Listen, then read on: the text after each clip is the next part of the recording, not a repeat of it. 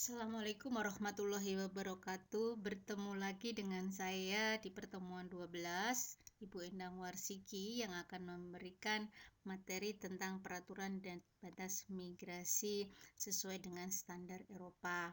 Kalau minggu lalu, pertemuan 11 kita sudah membahas tentang standar Amerika, maka minggu ini Ibu akan membahas tentang standar Eropa dan juga peraturan Indonesia. Baik, kita akan memulai dengan bagaimana peraturan migrasi yang berlaku di Uni Eropa. Kalau Anda ingat, pertama kali saya memberikan materi tentang food contact material, maka di situ jelas disebutkan bahwa seluruh kemasan pangan, baik itu sebagai wadah atau baik itu sebagai wadah pangan atau kemasan pangan yang apapun itu yang kontak dengan pangan itu tidak boleh untuk mentransfer atau memindahkan substan atau zat yang berbahaya bagi kesehatan. Ya. Nah, di dalam hal ini regulasi yang mengatur tentang migrasi ini di regulasi di Eropa itu pertama kali diterbitkan pada tahun 2004 yang bertujuan untuk menjamin bahwa food contact material itu harus aman buat pangan. Kita tahu bahwa Uni Eropa itu awalnya adalah masyarakat Uni Eropa, ya kita kenal dulu. Nah, sekarang menjadi European Union itu terdiri dari banyak negara. Maka dalam kelanjutannya peraturan migrasi itu ada yang berlaku umum, yaitu untuk seluruh negara kelompok Uni Eropa dan juga yang berlaku di negara masing-masing. Jadi nanti ada perbedaannya, tetapi general thing atau hal-hal yang baku yang harus berlaku di secara bersama-sama itu harus diterapkan. Kemudian nanti tinggal ditambahkan peraturan-peraturan yang sesuai dengan daerahnya atau negaranya masing-masing. Ini adalah link yang bisa kamu kunjungi. Ini adalah link yang bisa kamu kunjungi untuk melihat bagaimana banyak sekali peraturan-peraturan yang sudah dipublikasikan di sana. Nah, Ibu akan berbicara tentang peraturan umum yang harus berlaku di negara Uni Eropa atau negara-negara yang bergabung menjadi Uni Eropa, ya. Nah, ini adalah contohnya tadi bahwa ada direktif itu peraturan ya yang dikeluarkan Uni Eropa yang ini harus berlaku di setiap negara Uni Eropa tersebut. Nah, kemudian di level nasional atau masing-masing negara juga akan menambahkan tambahan-tambahan peraturan atau tambahan-tambahan direktif yang berlaku khusus di negaranya sendiri.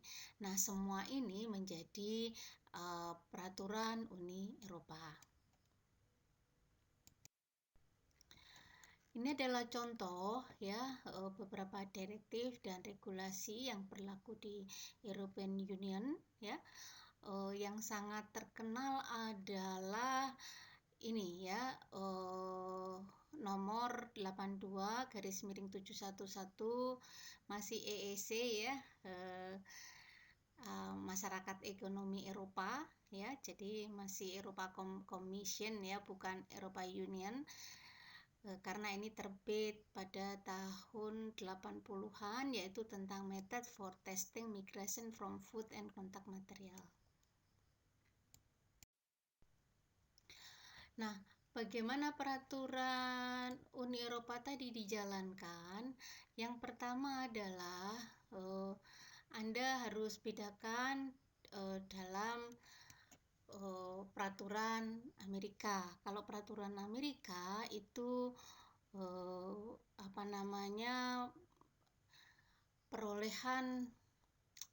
perolehan food grade untuk kemasan itu harus diterbitkan oleh FDA melalui pre-market review, yaitu ketika kemasan tersebut atau wadah pangan tersebut belum digunakan atau belum beredar di pasar komersial. Sama dengan Amerika, Uni Eropa juga melakukan hal tersebut ya. Jadi pre-market review. Apa yang dilakukan? Tahap pertama adalah mendokumentasikan semua komposisi dari kemasan tersebut dibuat dari material apa saja, termasuk dengan bahan aditif dan katalisator.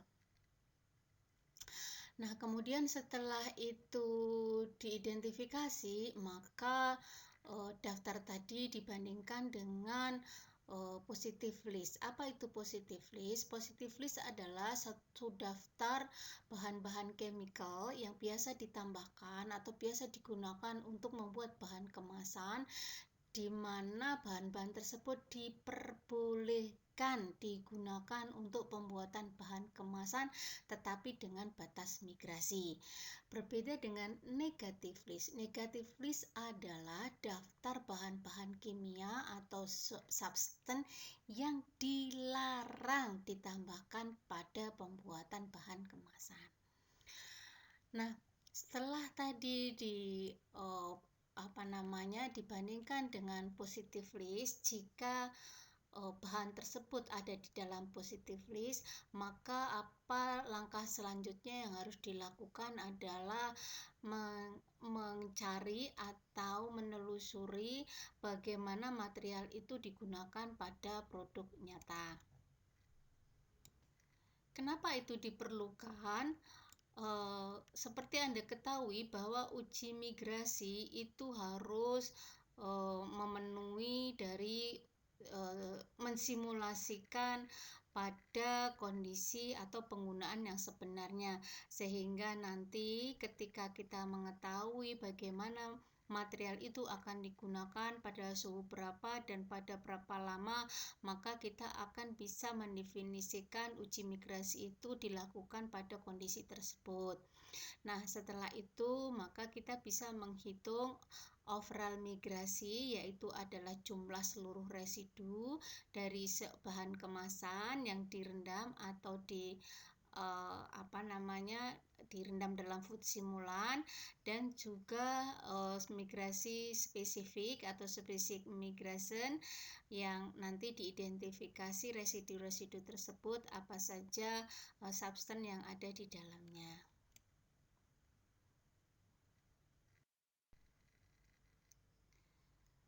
Nah, langkah selanjutnya adalah melakukan uji migrasi ya.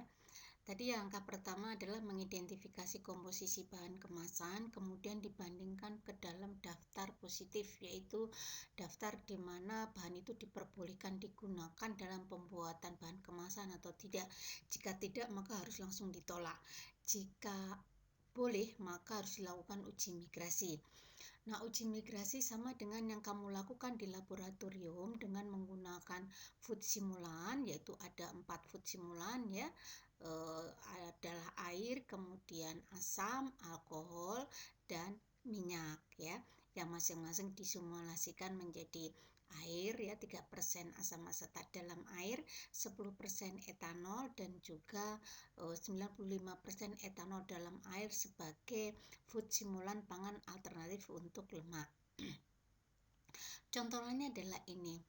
Ini adalah bacon. Bacon itu adalah daging asap ya.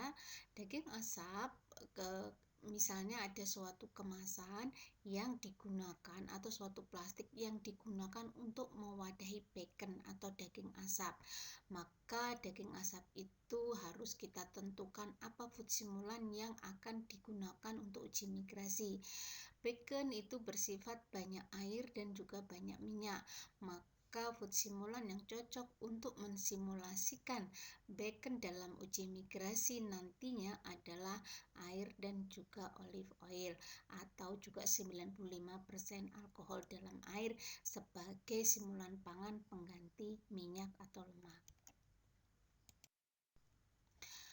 Nah, ini adalah tabel dari kondisi temperatur dan kondisi waktu, di mana saya sudah menjelaskan pada pertemuan-pertemuan sebelumnya, yaitu bagaimana kemasan itu digunakan pada suhu tertinggi penggunaannya maupun pada lini produksi kemasan itu digunakan, dan juga waktu kontak atau expired date atau masa kedaluarsa, berapa lama kemasan itu boleh disimpan. Contoh misalnya, ketika suatu bahan kemasan digunakan untuk menyimpan barang yang bisa mempunyai umur simpan 3 bulan pada suhu kamar, maka uji migrasi itu dilakukan pada suhu 40 derajat Celcius selama 10 hari. Nah, ini juga sudah saya berikan pada pertemuan awal bagaimana tes migrasi itu dilakukan. Ada namanya total immersion, ya, di mana kedua posisi atau kedua permukaan bahan kemasan itu direndam, dan ada single contact migration dengan cara hanya mengontakkan satu permukaan saja dengan food simulan pangan. Nah, setelah uji migrasi, maka kita akan memperoleh suatu residu, ya, setelah diuapkan food simulannya, maka residu itu akan dihitung sebagai overall migration. Nah, untuk specific migration, residu ini kemudian diinjeksikan menggunakan GCMS atau HPLC untuk mengidentifikasi bahan-bahan khusus yang ada di dalam residu tersebut. Nah, berbeda dengan FDA yang menghitung migrasi itu berdasarkan migrasi rataan, kemudian menghitung estimated daily intake yang dikalikan dengan food distribution factor dan consumption factor, ya. Tetapi di dalam Uni Eropa, pendekatan global migrasi, limit atau batas migrasi global atau batas migrasi overall atau batas migrasi total itu dilakukan secara langsung, yaitu menurut artikel 2 dari Direktif Komisi yang diterbitkan tahun 90 ini, terstate atau terkatakan bahwa plastik yang membungkus dengan rasio 6 desimeter square per liter pangan atau per kilogram pangan, maka harusnya total migrasi yang diperbolehkan di dalam uji migrasi itu adalah tidak lebih dari 60 mg per kilogram pangan atau food simulan. Nah, di dalam peraturan Uni Eropa, migrasi total atau migrasi overall atau migrasi global itu dibatasi sebesar 60 mg per kilogram pangan per food simulan, ya. Bedakan dengan peraturan Amerika yang menghitung dengan estimated daily intake yang kemudian dibandingkan dengan accepted daily intake. Tetapi kalau peraturan Uni Eropa langsung terstate bahwa batas migrasi total itu adalah 60 migran per kilogram pangan atau food simulan, atau dengan lain ini bisa digunakan sebagai 10 migran per desimeter square kemasan. Seperti yang Anda ingat ketika kita melakukan uji migrasi, maka kita harus menyiapkan spesimen atau lembaran kemasan seluas 1 desimeter square atau 10 cm kali 10 cm.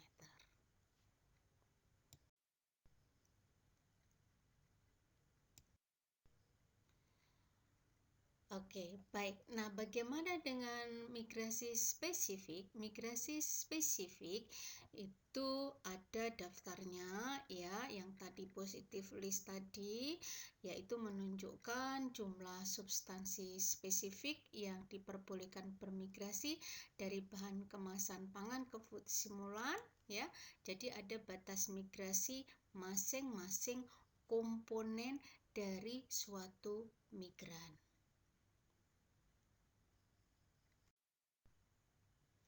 Nah, ini tadi saya sudah singgung apa beda positif list dan negatif list. List negatif adalah daftar food contact substance yang dilarang ada di dalam suatu bahan kemasan. Sedangkan positif list adalah daftar dari food contact substance yang diperbolehkan dengan batas migrasi.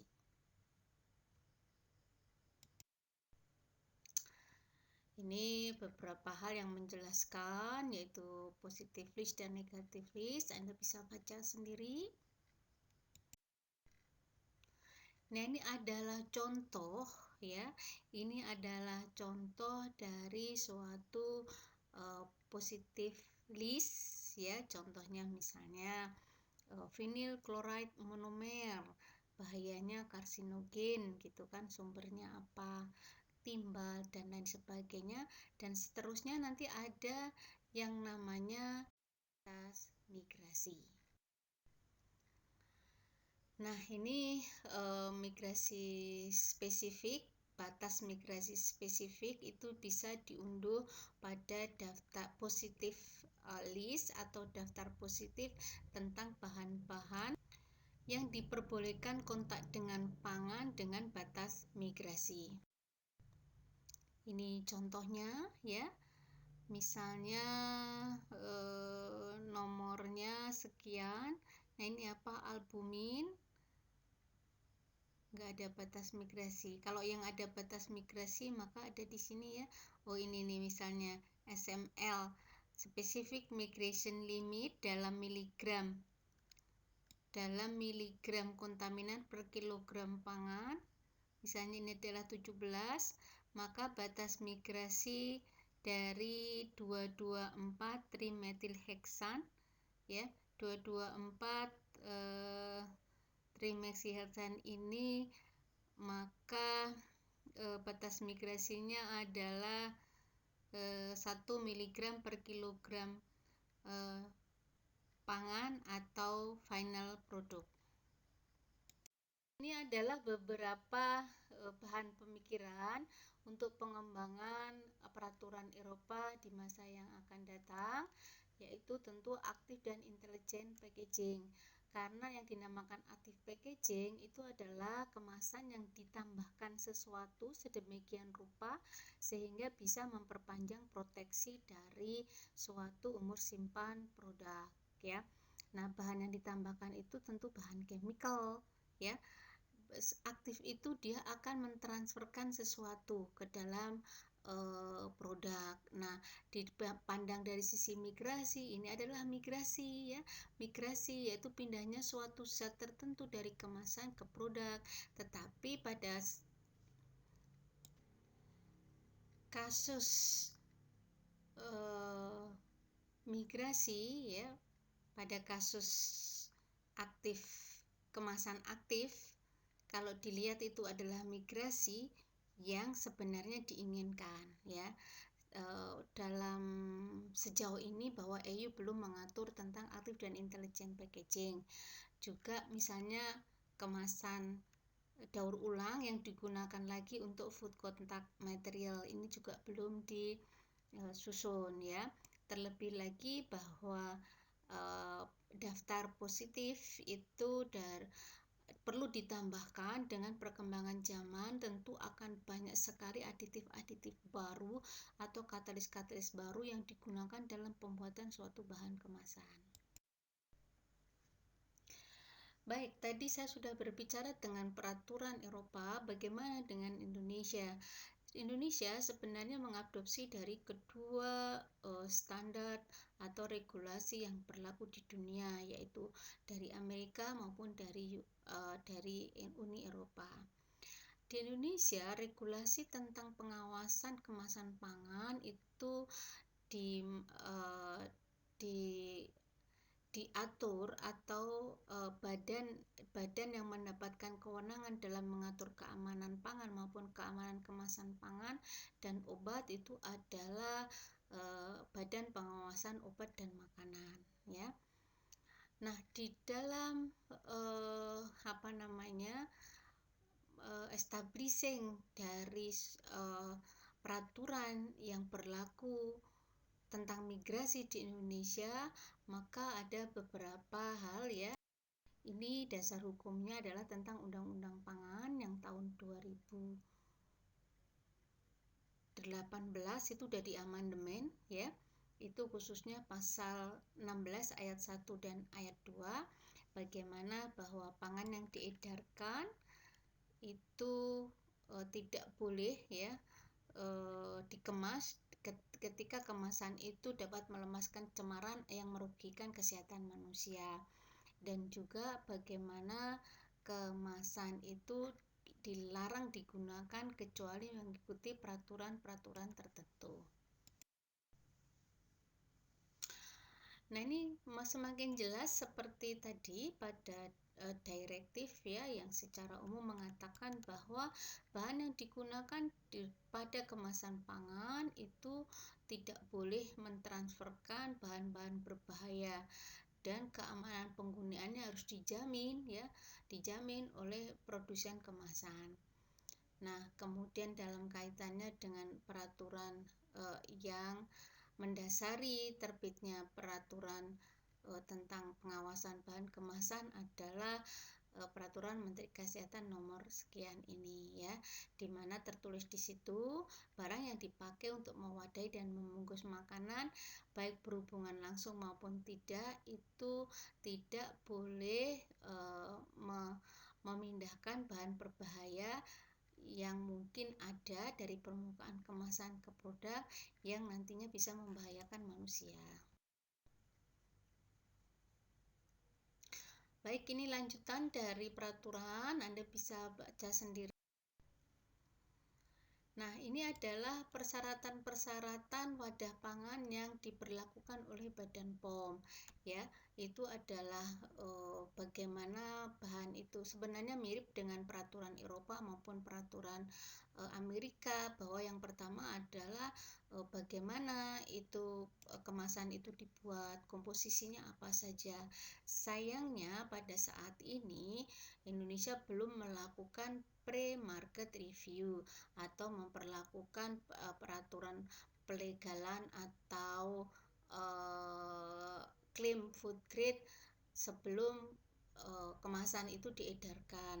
Apa yang dilakukan Badan POM saat ini adalah sampling terhadap kemasan-kemasan yang sudah ada di pasar komersial, kemudian disampling, ya, berapa migrasi itu ditemukan.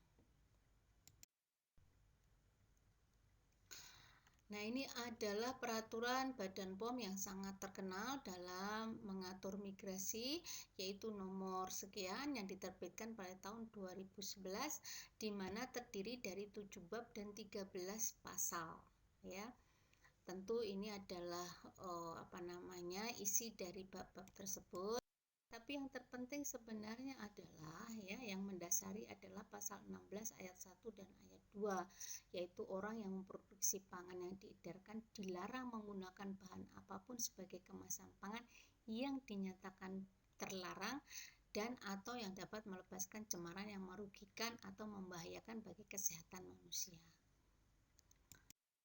Nah, ini adalah contoh, ya, kemasan peraturan Kepala Badan POM RI sebenarnya tahun 2007 sudah dikeluarkan, namun kemudian diamandemen ya, direvisi menjadi peraturan nomor HK 031.23.07.116664 yang diterbitkan pada tahun 2011.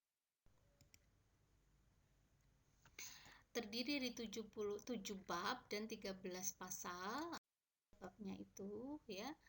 Nah, bab-bab tadi terdapat lampiran, dan yang sangat penting adalah lampiran yang mengatur positif list dan negatif list seperti pada peraturan Uni Eropa, yaitu negatif list ya, bahan yang dilarang digunakan sekemasan pangan. Jadi misalnya ketika ditemukan ada bahan berbahaya yang tidak ada di dalam yang ada di dalam negatif list, maka kemasan itu akan ditolak untuk mendapatkan approval food grade. Nah, yang kedua adalah bahan yang teridentifikasi atau komposisi dari pembuatan bahan kemasan itu ada pada positive list atau daftar chemical substance yang diperbolehkan dalam pembuatan bahan kemasan. Ini adalah lampiran bahan tambahan yang diizinkan dan kemudian bagaimana uji migrasi itu.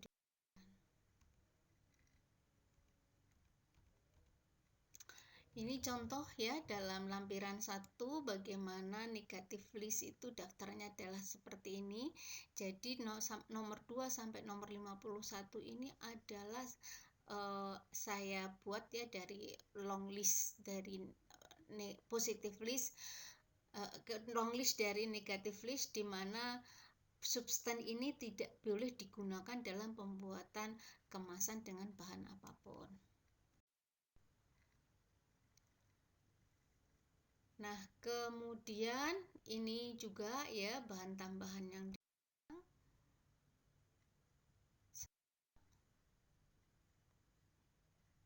Nah, berbeda dengan negatif list, bahan yang dilarang untuk ditambahkan, maka ada yang dinamakan positive list, yaitu bahan yang diperbolehkan ditambahkan dengan batas migrasi.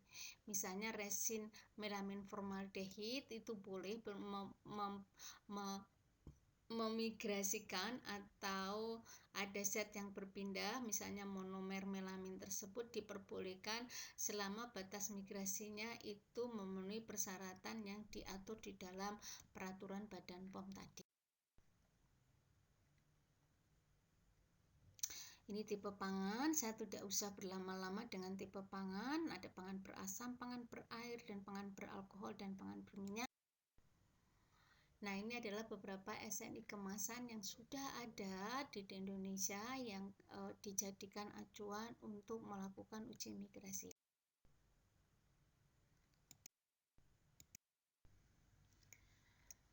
Baik, itu semua materi dari minggu ke-12 yang Ibu berikan. Ini adalah materi terakhir pertemuan dengan saya. Tentu masih ada 2 pekan lagi Anda akan belajar dan akan diisi oleh Dr. Sugiarto dengan materi biodegradable film. Sebelum saya akhiri, jangan lupa mengerjakan kuis untuk pertemuan ke-12, jangan sampai telat. Nah, sehingga Anda bisa saya bisa melihat progres belajar Anda setiap pekan. Terima kasih. Selamat beraktivitas kembali saya ucapkan, dan Assalamualaikum warahmatullahi wabarakatuh.